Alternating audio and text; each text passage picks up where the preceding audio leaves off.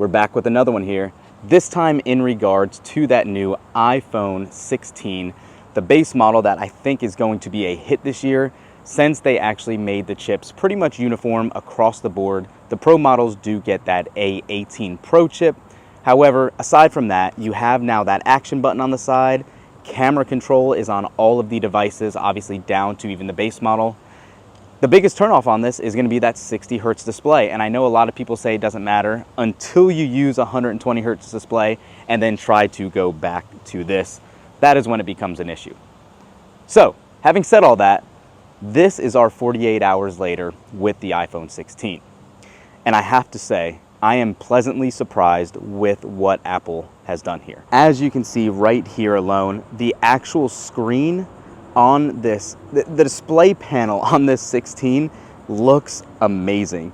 You can see the picture is very vivid. We are outside, obviously, in the middle of the day. It's actually a little afternoon here, and you can easily see what is going on this phone. I will say too, with the changes Apple made this year to the actual heating and how they made the cooling on the phone, the heat dissipation is much better, and it is 100% improved over last generations. That was amazing to see. We've been waiting for something like that, and I'm happy to say Apple has finally nailed it on this phone. Beyond that, also, kind of like we alluded to in the beginning of the video, we actually now have that action button here, which is, I still think, kind of limited in what it does. I'm not the biggest fan at all. So if you're not aware of it or you haven't used one of these before, let me actually give you a better look here so you can see. So let's activate it. And you can see that turned silent mode on for the phone. You can reprogram it to do different things depending on what you want. I kind of forget about it on the Pro Max simply because it's kind of higher up and out of the way. I have it set on that phone to be done with our Tesla controls, and I still just rather go in the Tesla app to do it. Now, more exciting though is going to be what I think a lot of people are going to make for the primary feature on this is that camera control right here. And I still think it's somewhat of an overrated feature, quite honestly. However, if you are looking for something like that, it does give you an added benefit, I guess you can say. So let's go ahead and take a look at that now. And what you can tell right off the bat is it is flush with the device, which is very nice to see, and it is touch sensitive. So if you actually tap it once to turn on the screen and then tap it again, it will launch your camera app. And it is pressure sensitive, so if you give it a gentle press in, you can change multiple different modes depending on what you have that button set to. So let me step back and show you this a little better here. If you double tap it, you can go from styles to tone to zoom to cameras to aperture, exposure, whatever you want to set it at, you can. So if we go to cameras and then tap in, you can see right here easily, you can now scroll between your wide angle lens, your 1x and 2x, and then if you tap in again, you can take a picture.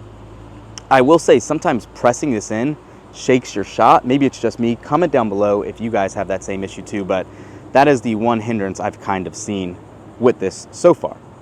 But aside from that, if you're gonna actually want to take a photo, I still prefer just pressing the camera button itself right there, and it seems to do the trick just fine. What you do get now on these phones, at least on the Pro, you get 4K 120. 4K 60 is what it caps out at here on the regular 16. However, all of those tone options and all that are available here as well. So you can do this post-processing or while you're taking a photo. So if you want to go into your styles again, double tap here, go into styles, and let's go ahead and say, actually, let me take this off. Let's go back to photos and do that. So in styles now, if it wants to do it, so you can change your tones. And then, like we said, go to styles and you can see standard, amber, and real time, you can see exactly what it does. A lot of these are not giving a lot of change. On the left, if you go towards the right side, you can see where they are making a bigger change, including black and white.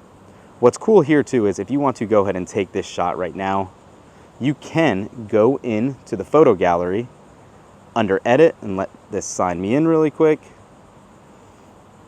So you can go into edit in here, and you can still, after the fact, change whatever you wanted for those styles if you choose.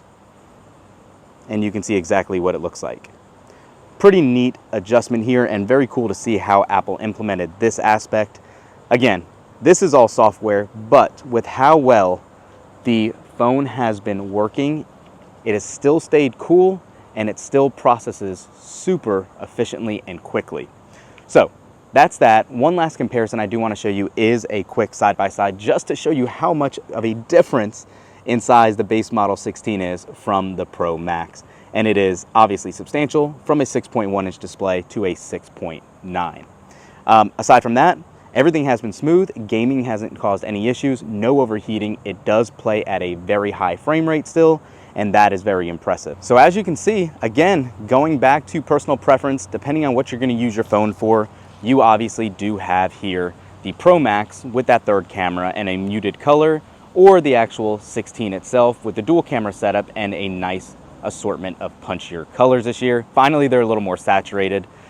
Let us know in the comments down below, what do you think? How well do you think the iPhone 16 series is going to sell this year as opposed to the 15? It is a very, very iterative update still.